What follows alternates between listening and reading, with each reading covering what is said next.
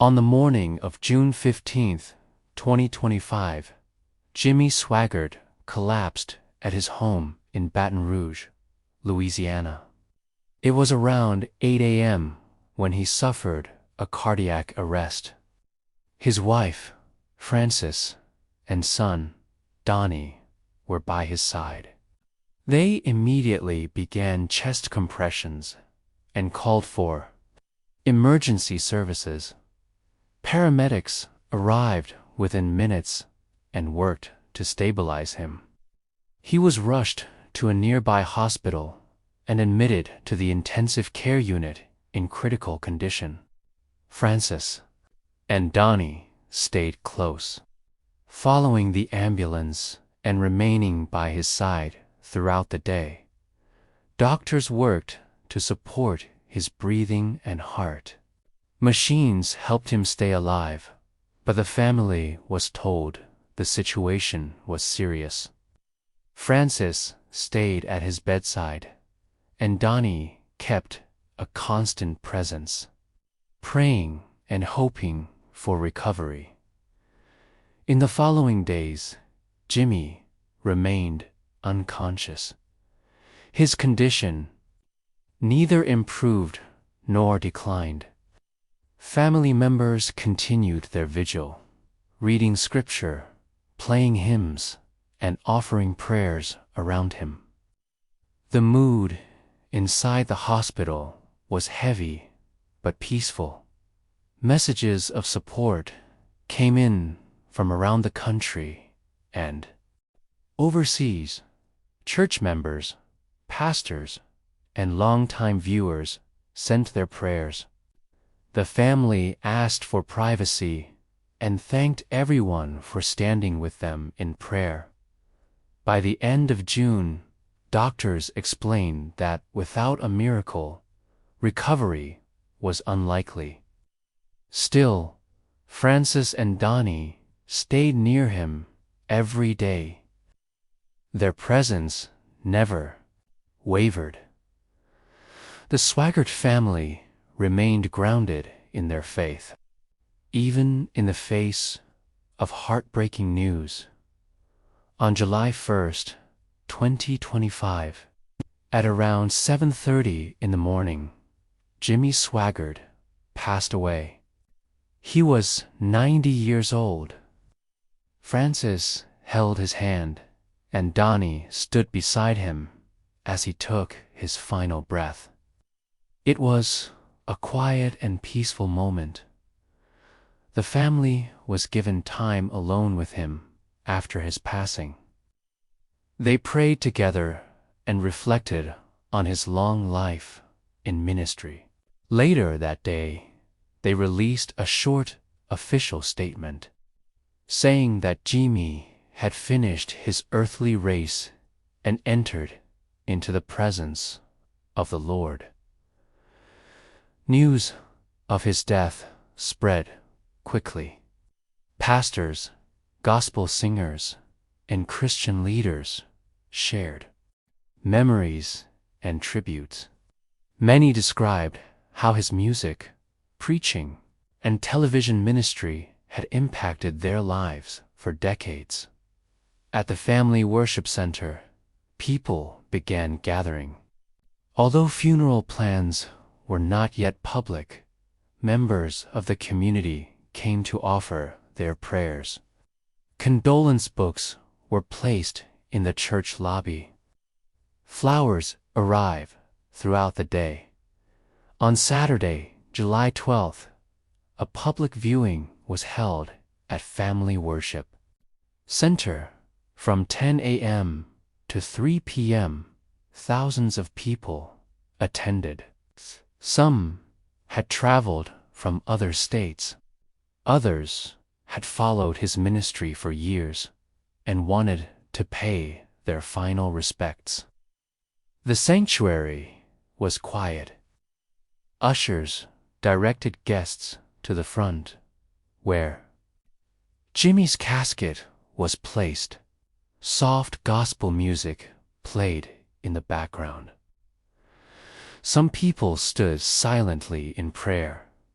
Others whispered thank you messages or quietly sang along with the hymns.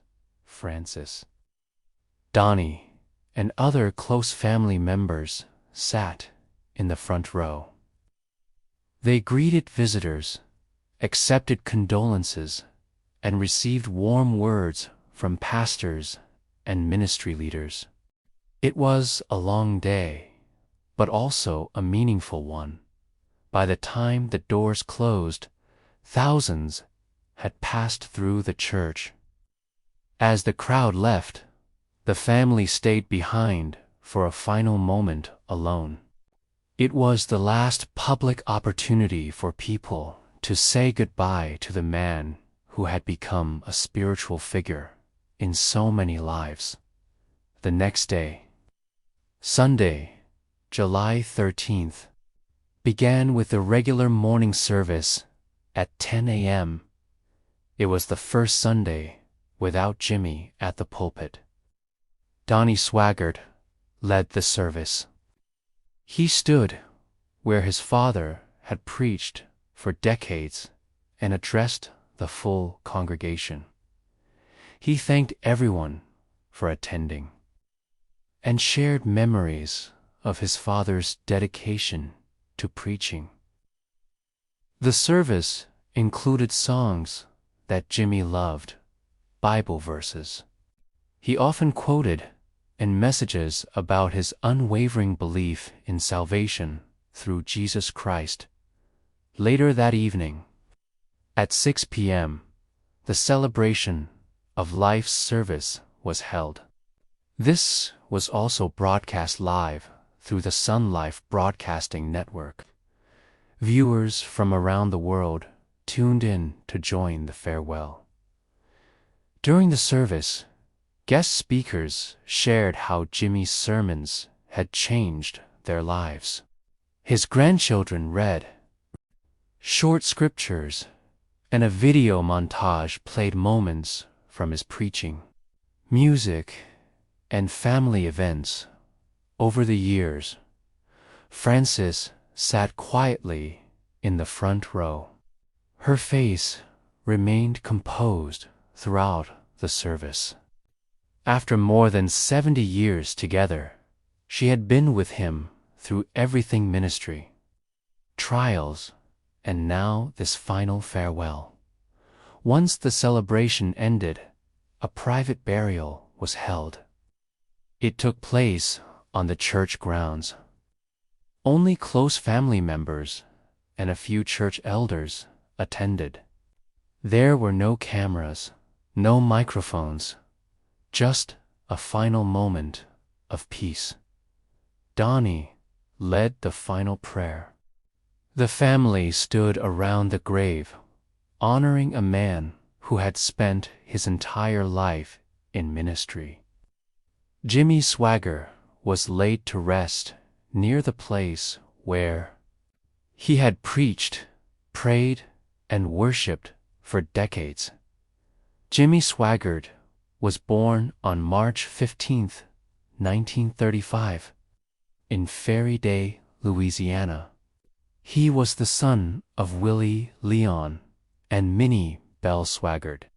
He grew up in a modest home with a strong focus on faith and music. His cousins included musicians Jerry Lee Lewis and Mickey Gilley. He married Frances Anderson in 1952 when he was 17. The couple had one son, Donnie. They lived through difficult times in the early years. Jimmy often preached in small churches for little pay. He and Frances lived in simple conditions and sometimes struggled to afford basic needs.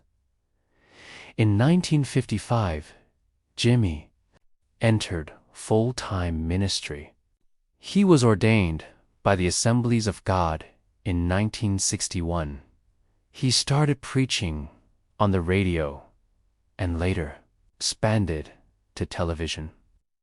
His unique style of preaching and gospel music attracted a growing audience. He founded Family Worship Center and launched Jimmy Swaggart Ministries, which included a Bible college, a publishing arm, and a gospel music program. His voice, preaching, and piano playing became familiar across America. By the 1980s, his ministry had become one of the most recognized religious broadcasts in the world. He sold millions of gospel albums and was nominated for a Grammy. His message was simple and consistent: salvation through Jesus Christ. However, his life was not without controversy. In 1988, he was involved in a public scandal related to prostitution. He delivered an emotional public apology in front of a live television audience, saying, "I have sinned." As a result, he was suspended and later defrocked by the Assemblies of God.